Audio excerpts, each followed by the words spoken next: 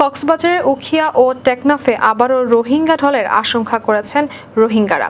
গত ১.৫ বছর নতুন করে আবারও ১ লাখ রোহিঙ্গা বাংলাদেশে অনুপ্রবেশ করেছেন।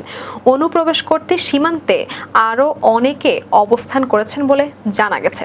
কক্সবাজারের স্থানীয় বাসিন্দারা বলছেন, নতুন করে রোহিঙ্গা অনুপ্রবেশ ঘটলে বা ঠেকানো না গেলে রোহিঙ্গার সংখ্যা বাড়তে থাকবে। এতে তারা নানামুখী চাপে পড়বে। এমনিতে অনেক সমস্যার সম্মুখীন হচ্ছেন তারা। নতুন করে পালিয়ে আসা রোহিঙ্গারা বলেন, মংডু শহরে কোনো ব্যবসা বাণিজ্য করতে হলে আরকান আর্মিকে টাকা দিতে হয়। আগে ইয়াঙ্গুর শহর থেকে মালামাল আসতো, এখন তাও বন্ধ।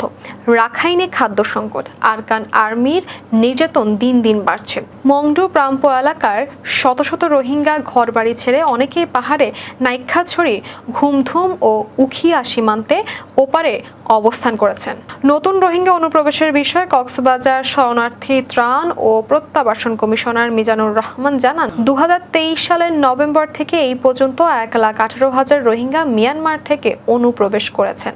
তারা উখিয়া ও টেকনাফের বিভিন্ন ক্যাম্পে রয়েছে।